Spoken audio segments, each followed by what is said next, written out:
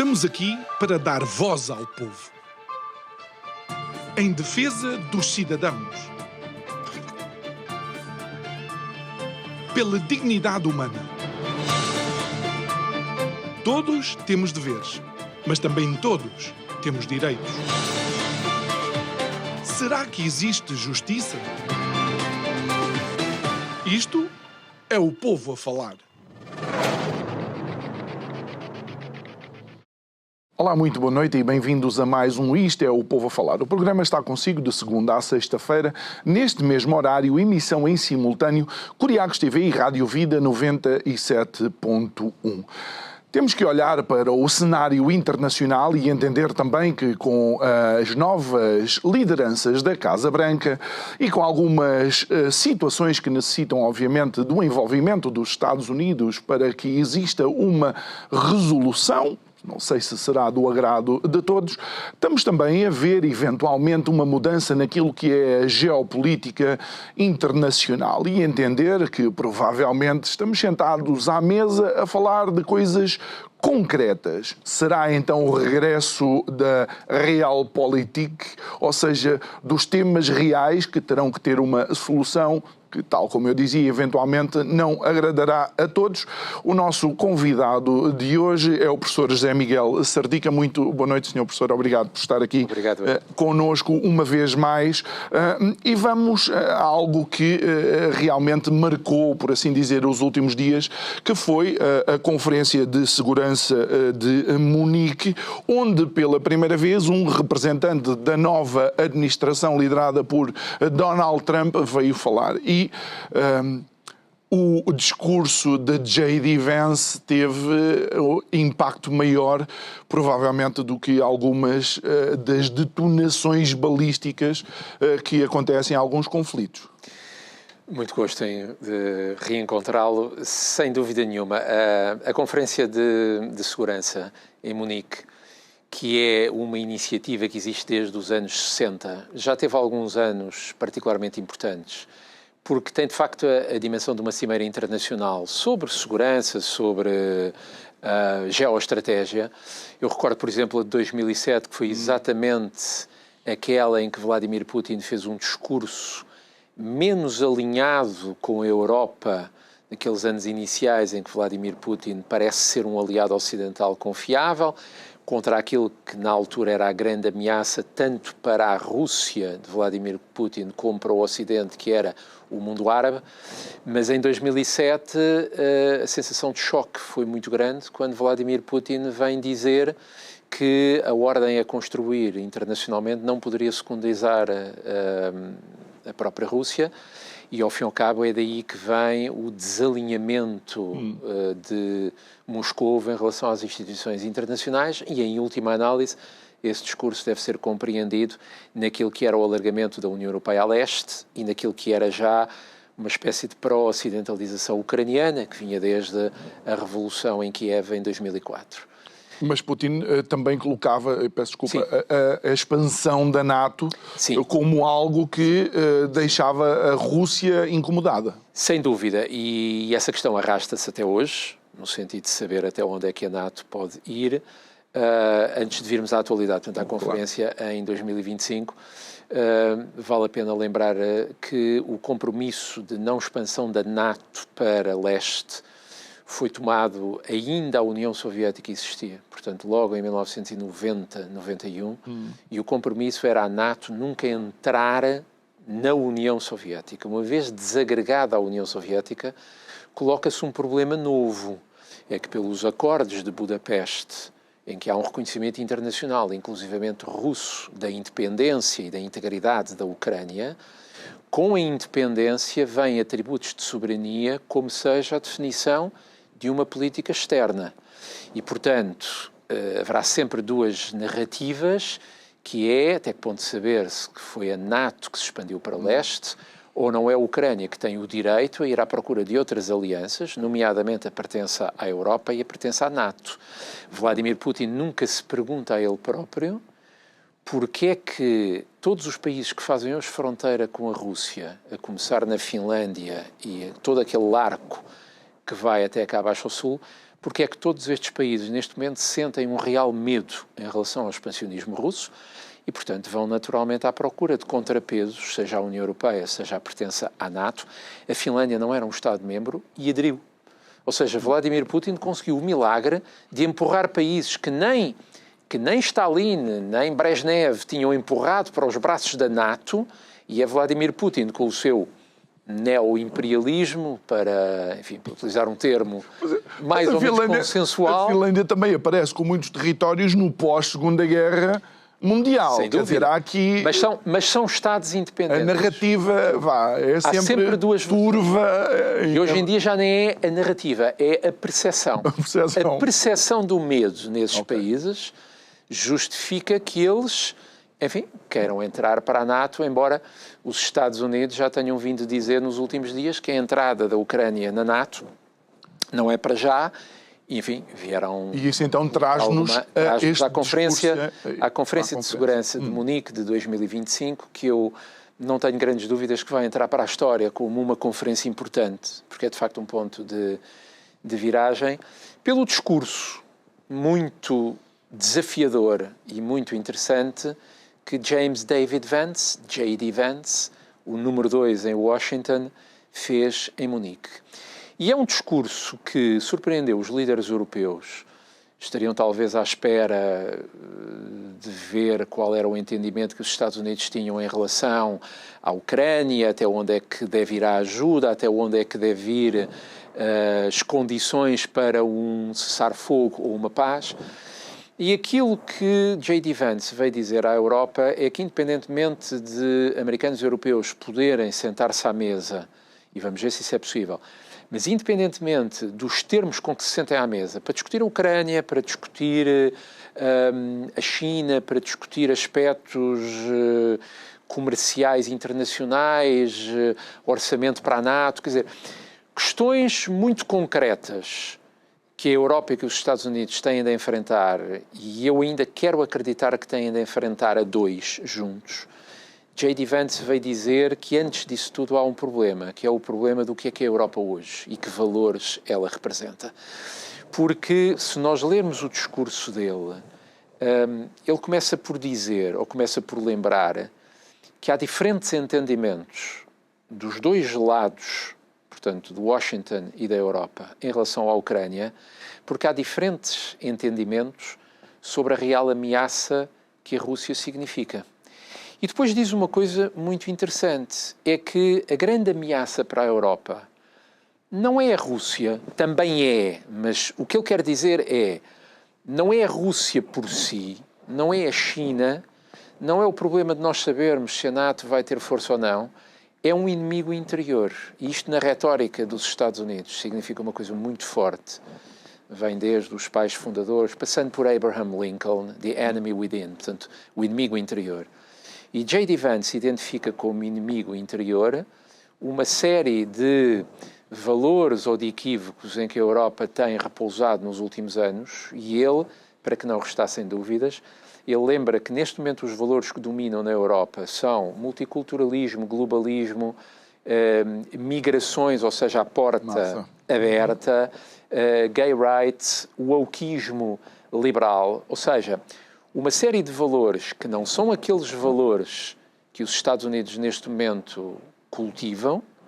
Os Estados Unidos estão numa visão nativista, soberanista, anti-imigração, e o que J.D. Vance vem ao fim e ao cabo revelar é que há, e isso pode ter consequências na NATO, na ONU, no eixo atlântico, perante a Rússia e perante a China, é que há uma fissura nos valores do eixo atlântico. E enquanto essa fissura não for resolvida ou minorada, dificilmente os Estados Unidos, não é que não se sentem à mesa com a Europa, mas não reconhecerão à Europa a legitimidade de um aliado. Sobretudo, e também no discurso dele isso ficou muito claro, J.D. Vance lança, eu diria quase desafios que são filosóficos e morais à Europa, quando ele pergunta se a democracia de que a Europa fala é uma democracia das elites que governam a Europa há décadas.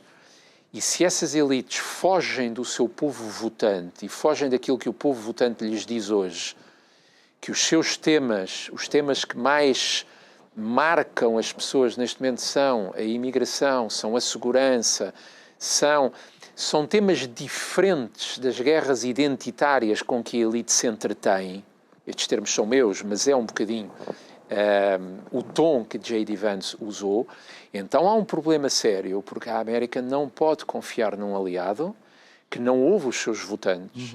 Claro que depois aqui entra um outro lado, é que J.D. Vance não teve qualquer reserva em sentar-se com a AfD da Alemanha, não tem qualquer reserva em atacar aquilo que foi a intervenção judicial nas recentes eleições que a Roménia fez, ou seja, J.D. Vance mostrou a solidariedade norte-americana muito clara para com partidos e governos que na Europa nós europeus dizemos serem populistas, na fronteira com o iliberalismo, radicais, xenófobos. A linguagem europeia e as preocupações europeias estão neste momento claramente à esquerda de uma direita norte-americana que se radicalizou também. E J.D. Vance o que vem dizer à Europa é: se a Europa se sintonizar com as preocupações da democracia nos Estados Unidos, nós podemos ter uma ponte para entendimento. Mas neste momento a Europa tem claramente que resolver as suas guerras identitárias, a Europa tem que falar a uma voz, coisa que não fala, e de facto a reação dos líderes europeus foi, mais do que discordância em relação a J.D. Vance, foi a da surpresa. Não estavam à espera disto, não estavam à espera de um discurso que em J.D. Vance apareceu bastante articulado, bastante da perspectiva dos Estados Unidos. Não quer dizer que eu concorde com os termos, mas o que eu estou a dizer é que J.D. Vance, para o interesse dos Estados Unidos, para o programa de Make America Great Again, para um programa que nós já vimos ser de alianças à la carte, ou seja, a velha ideia de uma ordem multilateral, coesa, consensual, em que há dogmas que não se põem em causa, como o eixo atlântico, como a NATO, aquilo que eram as nossas certezas, não são para os Estados Unidos neste momento certezas. Professor, deixe-me reforçar algo que pode ter surpreendido, foi as vezes que J.D. Vance reafirmou a confiança que nós devemos ter naqueles que votam em nós. Ele começa logo no início do discurso a dizer que se sentia honrado e afortunado por lhe ter sido dado poder político pelo nosso povo. Exato. Mas depois, um pouco mais à frente, ele diz assim: se vocês estão a fugir dos vossos próprios votantes, não há nada que a América possa fazer por vocês. Na realidade, depois ele diz assim, não existe nada que o povo americano também possa receber da Europa, uma vez que elegeram Trump e eu para liderar o país. Ele está-se a referir à vitória eleitoral nos Estados Unidos, aos 76 ou 77 milhões de eleitores, que no olhar de uma certa Europa, e isso eu acho que é visível e temo bem que seja um bocadinho incorrigível, que é olhar para o eleitor americano como é que eu ia dizer, menos esclarecido, menos cosmopolita, ou seja, a eleição norte-americana foi novamente ganha por, e aqui cito o termo que a senhora Hillary Clinton disse em 2016, foram deploráveis. E o que J.D. Vance vem dizer é que os votos que elegeram a administração norte-americana são votos tão dignos quanto quaisquer outros e, sobretudo, são votos de pessoas que estão realmente sintonizadas com os problemas que o mundo ocidental enfrenta.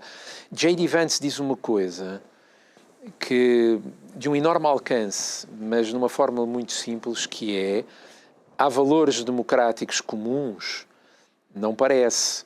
E a prova está na discussão sobre os orçamentos para a segurança. E ele diz: é claro contra quem é que o Ocidente se defende, que é a Rússia. Mas não porquê. Ou seja, o que ele está a dizer é: Nós podemos ter uma solidariedade na defesa contra a Rússia, mas nós, americanos, queremos defender-nos contra a Rússia por um conjunto de valores e por uma agenda que não é a europeia. A europeia bate-se contra a Rússia pela Ucrânia, e já lá iremos, mas bate-se em nome de ideais que não são os ideais de Vladimir Putin. O problema, e J.D. Vance não vai tão longe quanto dizê-lo, mas é como se a administração norte-americana dissesse que entre os valores da Europa Ocidental e os valores da Rússia, na melhor das hipóteses, os Estados Unidos têm de ficar neutrais. Não é que apoiem claramente os valores neo-imperialistas de Vladimir Putin contra um património democrático do Ocidente Europeu, que é também parte da identidade dos Estados Unidos, mas tal como as coisas estão neste momento, o modo mental reinante em Washington pode ter mais simpatias teóricas em relação ao modo mental de Vladimir Putin do que tem em relação ao Ocidente Europeu. E Vance diz inclusivamente uma coisa. Ele apela às direitas do velho mundo, às direitas europeias, ele está a pensar claramente na alternativa para a Alemanha, na AfD alemã, e diz-lhes que o novo xerife na cidade, a expressão é dele, New Sheriff in Town, que é tipicamente norte-americano, o New Sheriff in Town lhes dará todo o seu incentivo.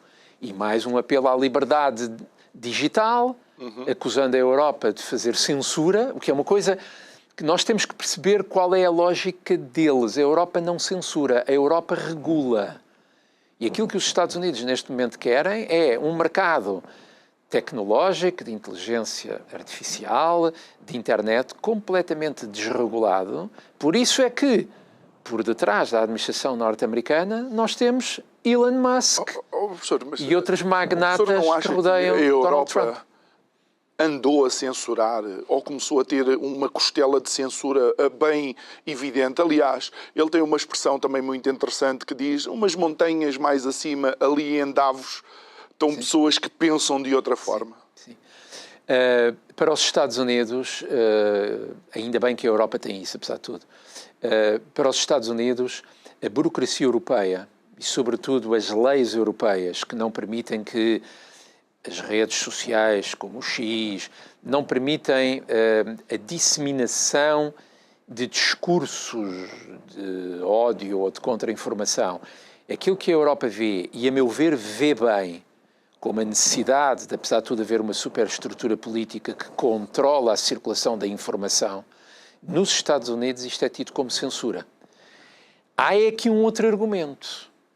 É que, a partir do momento em que a Europa se encostou àqueles valores de defesa das migrações, do multiculturalismo, das portas abertas, do wokeismo, a Europa também tem muitos episódios, como os Estados Unidos, de policiamento da linguagem, policiamento politicamente correto da linguagem, e desde Mark Zuckerberg até Jeff Bezos, até Elon Musk, chegaram ao poder em Washington aqueles que querem desregular por completo as redes sociais, porque as redes sociais, já se percebeu isso e a Europa já o entendeu, são um poderosíssimo instrumento para estes projetos políticos populistas, grassroots, portanto, enraizados. Mas também não são uma ferramenta para nós... para a informação, para o esclarecimento. Expressar também a nossa... Sem dúvida. A a internet e as redes em geral têm sempre estes dois lados. São um veículo de esclarecimento e de informação importante, instantânea. É bom que existam, mas não podem existir sem controle. E Zuckerberg, eu recordo só isto, anunciou que deixaria de fazer fact-checking, ou seja, deixaria de controlar se é verdade ou não os factos que passam na sua rede, e isto é, ao fim e ao cabo, enfim, um dique aberto a que toda e qualquer contra-informação que ajuda as oposições europeias. Mas também recordou que houve uma época em que ele nem sequer verificava, a partir do momento em que o discurso não se alinhasse com uma determinada visão, era pura e simplesmente Mas o eliminado. discurso mainstream dos Estados Unidos neste momento é um e o da Europa é outro. Exatamente. E, portanto, é natural que a colisão... É natural que os Estados Unidos digam vocês europeus censuram. Mas censuram o quê? Censuram o tipo de discurso que para os americanos neste momento é o mais favorável e é aquilo que eles querem ver implantado na Europa. A ajuda de Elon Musk, que é uma espécie de poder oculto em Washington, a carta branca, o apoio, o endorsement claro que Elon Musk deu à alternativa para a Alemanha, para a AfD, nas eleições, não é uma ingerência, porque Elon Musk não vai determinar os resultados das eleições na Alemanha, espero eu, mas é um endorsement muito significativo. Deixe-me, o tempo consigo voa, mas precisamos de viajar até um momento histórico. Uma vez estamos a falar do AfD e, obviamente, as ligações a uma visão nazi ou pró-nazi da sociedade. Eu, em discussão com o colega meu diz que o partido nazi chegou ao poder usando de uma forma democrática. Eu penso que está errado, mas o professor é que é professor e pode-me ajudar. Na verdade, quando o partido nazi chega ao poder, estava em clara perda de popularidade, já tinha tido muito mais deputados. A única vitória tinha sido há pouco tempo na Rhineland ou qualquer coisa. E é quem está no poder, ou quem sempre esteve no poder, um senhor chamado von Papen, que consegue convencer o presidente alemão a deixar 3 representantes do partido nazi então tomar ou chegar ao poder. Não acha que são as elites que, na realidade, ainda fazem pior do que aquilo que... Não são situações inteiramente comparáveis, mas... A história da ascensão dos nazis ao poder tem muito que ver com a própria curva económica e com a própria curva daquilo que foi o desemprego e a espiral inflacionista na Alemanha pós-29, ou seja, a depressão económica que começa nos Estados Unidos tem um enorme impacto na Europa. O partido nazi já vinha a crescer o seu eleitorado potencial desde, creio, 1926, 27. O partido nazi é metido no poder por uma coligação liderada exatamente pelo chanceler von Papen, e a perspectiva de von Papen era, colocando os nazis no poder, será mais fácil moderá-los e neutralizá-los. Em vez de abordar os temas que se calhar eles... Também abordaria alguns, ou seja, há um discurso nazi populista, há o fantasma do antissemitismo, que era muito claro na ideologia. A perspectiva era fazer um governo de coligação que recuperasse o desemprego na Alemanha, que permitisse à Alemanha voltar a ter uma voz internacional no revisionismo do mapa de Versalhes em 1919. Sabe-se muito bem o que é que Hitler quer. Não é muito claro o que é que os conservadores, o que é que von Papen quer.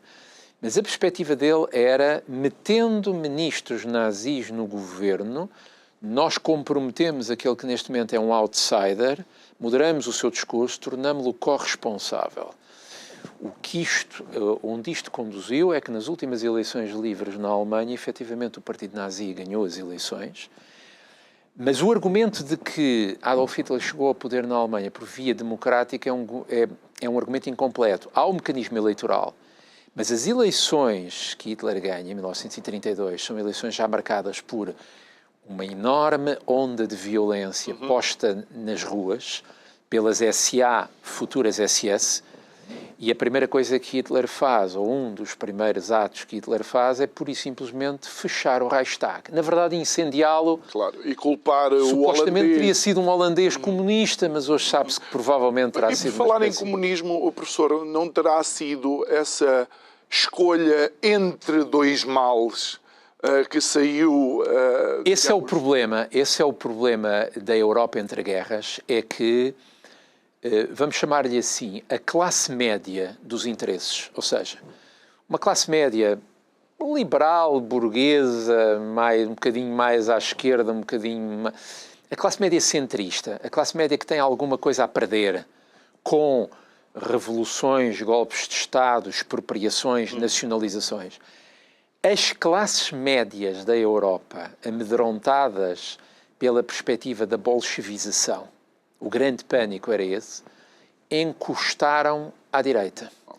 E, portanto, a ascensão dos regimes nazifascistas, autoritários, mesmo aqueles que não chegaram a ser fascistas, mas eram ditatoriais, o Estado Novo em Portugal, a sua ascensão, não se compreende também sem a agitação do espectro da anarquia republicana e, portanto, aquilo que o Estado Novo vem oferecer é um vislumbre de hierarquia, de ordem, de segurança, de ditatorial, sem dúvida nenhuma. Mas aconteceu com Salazar, aconteceu com Franco, aconteceu com Mussolini, aconteceu com Hitler. E porquê é que é importante recordar esta história? Porque a Segunda Guerra Mundial acabou há 80 anos. Nós, neste momento, vivemos numa ordem internacional muito mais incerta. Vivemos com horizontes económicos muito mais incertos. A inflação foi muito alta, já baixou, mas a perspectiva de um Ocidente que domina economicamente o mundo acabou. Acabou, ou pelo menos está a ser fortemente contestada por novas economias, pela China. A China é a grande sombra.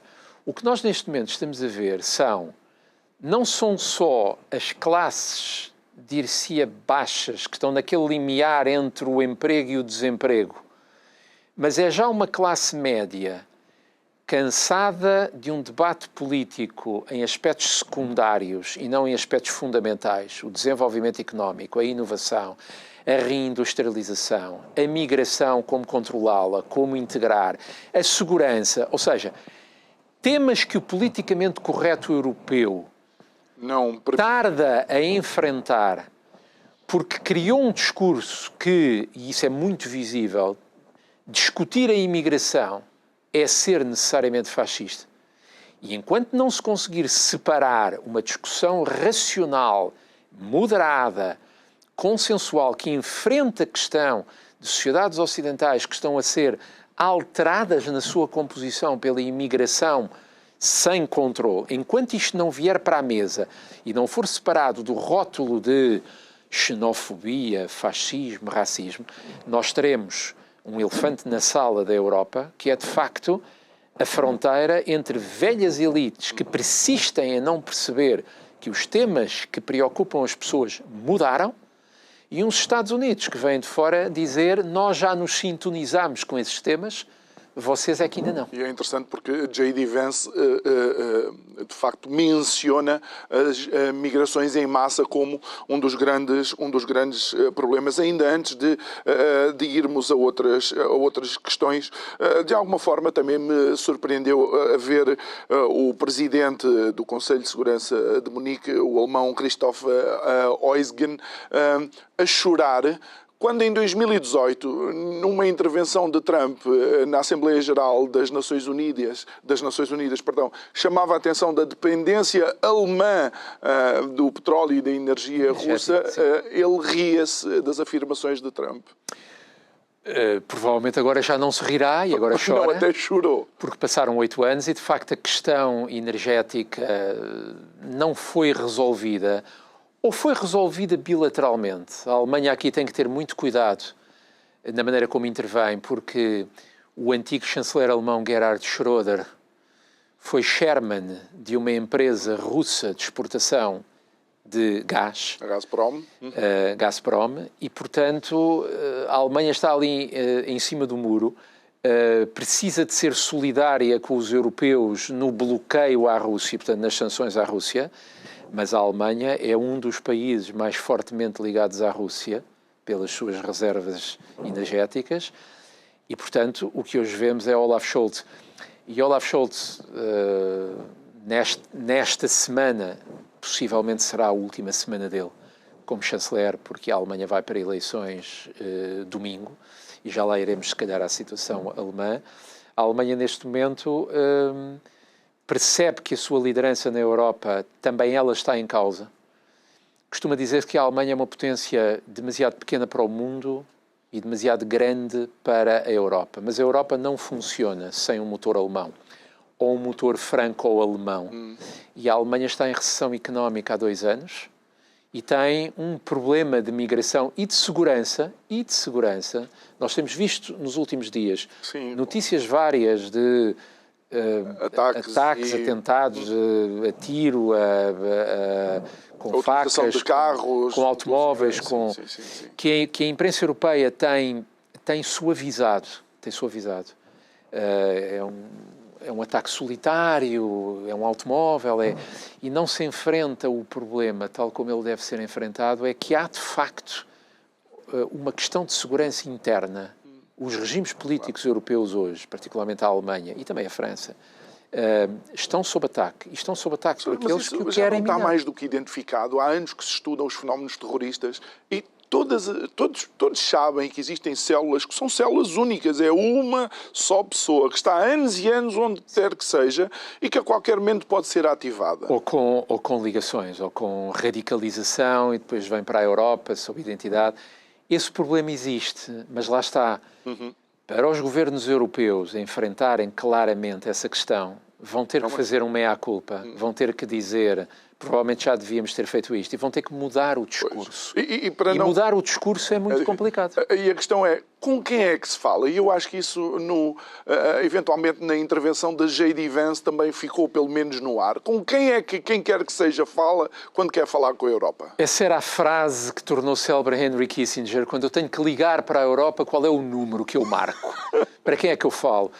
E neste momento em Washington a dúvida ainda deve ser maior, porque, repare-se, existe a Comissão Europeia, existe o Conselho Europeu, existem governos nacionais, mas hoje mesmo decorreu um encontro em França, sob a égide, enfim, convocado com o anfitrião Macron, uma reunião de emergência para discutir a questão da Ucrânia, em que estiveram sentados à mesa a França, a Alemanha, a Itália, a Espanha, a Dinamarca, a Polónia e o Reino Unido. Ou seja, o Reino Unido já não pertence à União Europeia, mas senta-se à mesa com a Europa para discutir esta questão, que eu acho bem, até porque o Reino Unido é uma das maiores potências militares da Europa. Mas repare-se que da União Europeia estão 6 membros. Um deles é a Polónia, por razões óbvias, porque a Ucrânia é ali ao lado. Outra é a Dinamarca, provavelmente porque a Groenlândia dinamarquesa também está sob potencial cobiça ou ambição dos Estados Unidos, mas há países europeus que não se sentam à mesa. Portanto, mais uma vez, não é que eu concorde, mas na ótica dos Estados Unidos há um encontro sob a égide do Sr. Macron. Porquê? Porque o enviado especial que Donald Trump tem para a questão russo-ucraniana, que é o Sr. Keith Kellogg, disse muito claramente a Europa não estará sentada à mesa na Arábia Saudita, onde supostamente se vão discutir as condições, não direi para uma paz, porque eu não creio que seja possível neste momento forjar uma paz entre a Ucrânia e a Rússia, mas pelo menos para um cessar-fogo. Zelensky já confirmou que ia estar na Arábia Saudita. Sim, parece que o ministro dos Negócios Estrangeiros russo, o Sr. Sergei Lavrov, também vai estar. Vladimir Putin não irá, por razões óbvias, mas a presença de Sergei Lavrov é muito importante porque mostra que há uma representação russa ao mais alto nível. E neste momento aquilo a que o mundo assiste é que, numa questão que é uma questão do continente europeu, a Ucrânia é um país no leste da Europa, mas é europeu, mas é geoestratégia europeia. Este encontro na Arábia Saudita, em que quem vai resolver um problema que afeta a geografia europeia são talvez os Estados Unidos, como mediadores de um cessar-fogo, a história muitas vezes repete-se ou pelo menos rima. Faz-me lembrar a guerra nos Balcãs, entre 1992 e 1995, em que a União Europeia, na altura John Major e François Mitterrand e os líderes europeus deixaram a questão balcânica arrastar-se e foram os Estados Unidos, Bill Clinton, que teve de mediar os famosos acordos de paz de Dayton, ou seja, para resolver um problema europeu, os Estados Unidos. E é um padrão. A Primeira Guerra Mundial é um problema europeu, os Estados Unidos resolvem. A Segunda Guerra Mundial é a mesma coisa. NATO. Tínhamos um espanhol à frente da... Era o Sr. Javier Solana, salvo eu, se não me engano. Ou outro anterior, mas pronto. Ou seja... Mas mais uma vez, quem vai ter que resolver um problema nessa zona nevrálgica e explosiva do mundo, que é o leste, eram os Balcãs, agora um bocadinho mais a norte, mas é naquela fronteira historicamente muito densa, chamadas terras sangrentas, como diz o historiador Snyder, que eram as terras entre os nazis e soviéticos. É a mesma linha, desde a Finlândia, Bielorrússia, Ucrânia, até cá abaixo. Quem provavelmente vai emergir como o grande peacemaker são os Estados Unidos, e os Estados Unidos, pelo tal Sr. Keith Kellogg, já disseram que a Europa não estará sentada à mesa. Não é que não possa estar. O que eles disseram foi, neste momento, nós não reconhecemos na Europa unidade de comando, poder militar, capacidade de influência política para se sentar à mesa ao mesmo nível dos Estados Unidos como mediadores entre Volodymyr Zelensky e os interesses de Vladimir Putin. E isto é uma menorização da Europa, que é um grande sinal de alarme, porque já houve altos e baixos na relação entre Washington e a Europa, mas em 80 anos, desde a Segunda Guerra Mundial, ou seja, desde que há uma ordem internacional baseada nas instituições que nós ainda temos, a ONU, a NATO, desde que se desenhou o sistema, que é ainda o sistema que existe, provavelmente estará em revisão e em alteração, eu não me recordo de um momento em que os Estados Unidos tenham sido tão vocais ou tão veementes a apontar o dedo à Europa e a dizer vocês já não estão ao nível de um aliado dos Estados Unidos. E, professor, olhando para aquilo que foi a primeira administração Trump, os famosos acordos de Abraão, e pensar naquilo que eventualmente pode ser um acordo de paz liderado pelos Estados Unidos, mais uma vez numa administração Trump, estaríamos diante, digamos, de uma figura impensável a trilhar caminhos de paz? Alguém tão divisivo como é Donald Trump? Estaríamos provavelmente a pensar que o Prémio Nobel da Paz lhe poderá ser dado, o que é no mínimo uma ironia, se nós pensarmos no seu estilo...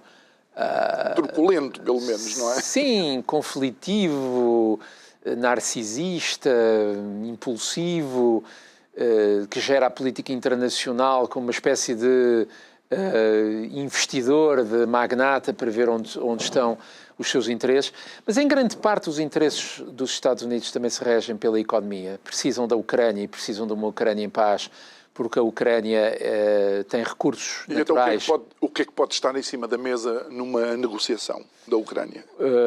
Muito rapidamente, é provável que esteja sobre a mesa que a Ucrânia possa perder parte do Donbass, ou seja, que toda aquela zona do chamado Mar de Azov se torne um mar interior russo. Provavelmente Zelensky também reforçou a presença militar em Kursk, que fica dentro da Rússia, para ter um dia alguma alavancagem, alguma coisa para dizer a Vladimir Putin, eu devolvo Kursk, e a Rússia também devolve ou liberta uma zona ocupada. Os Estados Unidos já foram muito claros em relação a isso. É impossível um regresso ao statu quo ante 2022 e provavelmente 2014. Isto é também uma crítica à Europa, porque os problemas com a Rússia não começaram em 2014, começaram quando Vladimir Putin fez a célebre intervenção militar especial sobre a Geórgia em 2008. Portanto, Zelensky neste momento, e quando Zelensky apela à Europa para que tenha um exército europeu, é também um grito desesperado aos europeus para que se unam e falem uma só voz e tentem salvar a Ucrânia, porque neste momento nós não vemos nos Estados Unidos um discurso tal como Joe Biden tinha, embora Joe Biden tenha dito, nós nunca iremos para a guerra com a Rússia, mas ajudaremos a Ucrânia até onde for possível, em termos de armas, em termos de apoio, em termos de solidariedade internacional. Nos Estados Unidos, neste momento, não vemos isso. Portanto, poderemos estar aqui a ver um cessar-fogo que redesenha a fronteira, e já existem mapas exatamente na linha do Donbass para o mar de Azov, poderemos estar aqui perante obrigar Zelensky a ceder a alguma coisa. Também há aqui uma hipótese que é os Estados Unidos, por um lado já disseram que é difícil a entrada da Ucrânia na NATO, mas não fecharam completamente a porta e, portanto, pode ser o argumento para Vladimir Putin ceder a alguma coisa, ou seja, dizer a Sergei Lavrov, a Rússia também tem de vir para a mesa com uma posição construtiva, porque senão os Estados Unidos dão luz verde a que a Ucrânia entre para a NATO. Ok. Portanto, não sabemos o que é que vai acontecer. Provavelmente esta semana será o primeiro encontro. Já é um grande passo em frente sentar Lavrov e Zelensky. Se isso acontecer, já é um avanço muito grande, porque é sinal de que a Ucrânia e a Rússia podem conversar, podem pelo menos dizer: a minha posição inicial é esta, a posição inicial russa é esta, e agora competirá aos Estados Unidos. Não há pazes ideais, e neste momento o ódio da Ucrânia em relação à Rússia e também a posição de Vladimir Putin, que não pode ceder, não pode recuar, ele está a lutar pelo poder também em casa. A lógica dele é uma lógica neo-imperialista. Se ele ceder em toda a linha na Ucrânia, os da linha dura em Moscou também não aceitarão isso. Portanto, tem de haver aqui uma paz equilibrada. Costumam os diplomatas dizer que o melhor acordo de paz é aquele que não deixa satisfeita por inteiro nenhuma das partes. Oh, professor, mas é ou não é verdade que aquela zona sempre foi uma zona, eu não quero dizer terra de ninguém, porque sempre lá esteve alguém, mas sempre foi uma zona também de conflitos constantes, mudanças constantes de quem é que mandava naquela zona, tal como a zona central da Europa. Sem dúvida. Aquela zona tem a pior geografia do mundo, eu arriscaria, porque esteve sempre historicamente entalada, digamos assim, entre dois espaços vitais expansionistas, que é o espaço germânico, o pan-germanismo, e o espaço eslavo, o pan-eslavismo. E, portanto, todos aqueles países... com os mongóis, levaram com... já nem vou aí. Mas, repare, apesar de tudo, a história evolui e avança, e nós estamos a discutir essa zona no momento em que há ou devia haver, mecanismos de controle internacional, de salvaguarda da soberania e da independência internacionais, como a ONU, como a NATO, nós neste momento, desde há 80 anos, a ordem internacional dotou-se de mecanismos que nunca tinham existido. Tinha existido a Liga das Nações, mas um fracasso enorme, porque não estavam lá os Estados Unidos. Uma das razões porque a também chamada SDN falhou foi por causa disso. Nós, neste momento, estamos a discutir uma invasão num mundo em que há uma ONU. E, sobretudo, eu gostava de voltar a isso, e é muito importante lembrar isto, nós estamos a discutir o ato inicial, que foi a invasão da Rússia, a invasão russa sobre a Ucrânia, em claro desrespeito pelos acordos de 1994, em que o Estado russo, Boris Yeltsin na altura, mas foi o Estado russo, tinha garantido e tinha-se comprometido internacionalmente em respeitar as fronteiras da Ucrânia. Mas também não é verdade que, em termos de direito internacional e aquilo que representa um território, não passa única e exclusivamente por linhas de fronteira. Há quem diga que a cultura, a tradição, aquilo que é o percurso de determinadas populações, também pode determinar que há ali, pelo menos em termos legais, uma abertura para que se olhe para aquela população e entendemos que elas, embora estejam dentro de uma linha desenhada de um mapa, possam eventualmente não se identificar com essas linhas. Vladimir Putin, quando ninguém o conhecia ainda, ou quase ninguém, era ele vereador em São Petersburgo,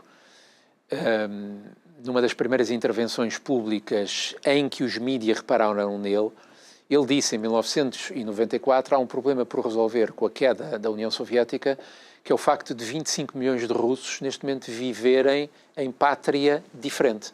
Ele referia-se aos russos que ficaram a viver na Ucrânia, na Bielorrússia, em todos esses estados.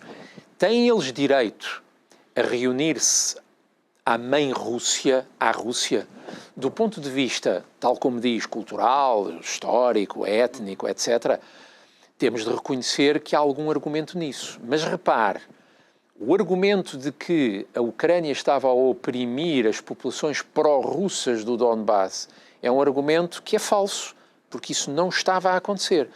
A partir do momento em que a ordem internacional voltar a abrir a porta a que as fronteiras são definidas por pertença étnica ou histórica ou religiosa ou o que quer que seja, então está aberta a porta a que o mapa da Europa seja totalmente remodelado. Mas não acha que é... Repara, a identidade ucraniana, e não é a identidade ucraniana hoje, a identidade ucraniana, eu diria desde há 90 anos, consiste, além de muitas coisas que são ucranianas, consiste em não ser soviético ou russo.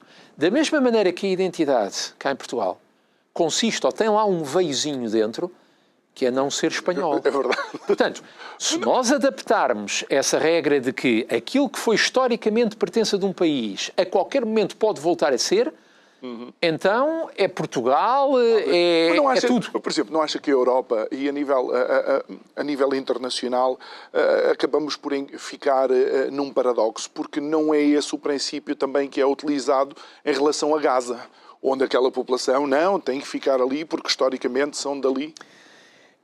A Palestina é uma situação bastante mais complicada. Não, no tempo que temos não dá para abordar, mas, professor, Sim. dizendo que é mais complicado, nós acreditamos. Não há um paradoxo? Eu não vejo a questão assim. Eu acho que a história sedimentou fronteiras. E se essas fronteiras são consensuais, não vejo razão para as reabrir. Não sei por razão humanitária, não vejo razão. Porque senão, como digo, está aberta a porta a tudo. Está aberta a porta a que a Alemanha venha a reivindicar partes da Polónia, que a Polónia venha a reivindicar... Repare... Isso, os alemães se lembraram que o primeiro imperador espanhol era alemão. A Finlândia também é um país independente que esteve metido na Rússia durante tempos imemoriais.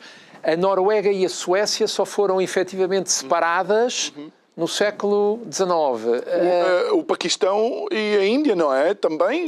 Aquilo era o Indostão. A própria Alemanha só se unificou. A Alemanha só existe desde o chanceler Bismarck.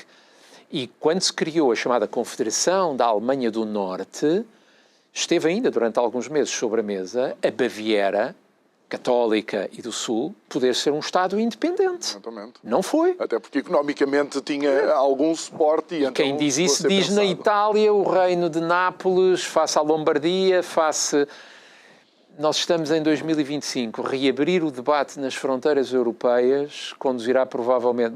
conduzirá ao desaparecimento da União Europeia tal como ela existe, como é óbvio, e condicionará também, ou conduzirá fatalmente a que a guerra volta à Europa. Professor, no último minuto e meio, sensivelmente, de facto, a Europa tem que repensar depois desta intervenção da J.D. Vance? A Europa tem que se reposicionar como um aliado confiável para os Estados Unidos.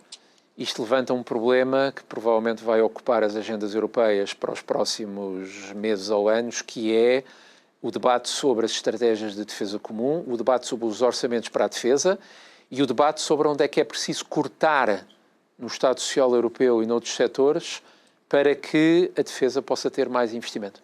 E olhando também... O guarda-chuva nuclear norte-americano acabou. Olhando também para os temas que alguns partidos colocam em cima da mesa, todos deviam olhar para isso também? Todos deviam olhar para isso. Professor José Miguel Serdica, muito obrigado por ter estado aqui connosco. Mais uma vez, muito ficou por dizer com certeza, mas foi importante também a nossa viagem até ao momento da chegada do Partido Nacional Socialista Nazi ao poder. Obrigado a si também que nos acompanhou em mais um programa. Já sabe que pode rever esta e outras conversas subscrevendo o nosso canal de YouTube. Vá até lá, clique no sininho para receber as notícias notificações sempre que nós colocamos uma nova conversa online. Não se esqueça de colocar o seu gosto, a sua partilha, porque isso também nos ajuda a dar uma maior visibilidade às opiniões que aqui ouvimos dos nossos convidados. Resta-me também deixar um abraço forte àqueles que nos ouvem, que são os ouvintes da Rádio Vida. Uma boa noite, até amanhã, para mais um Isto é o Povo a Falar. Obrigado, até amanhã.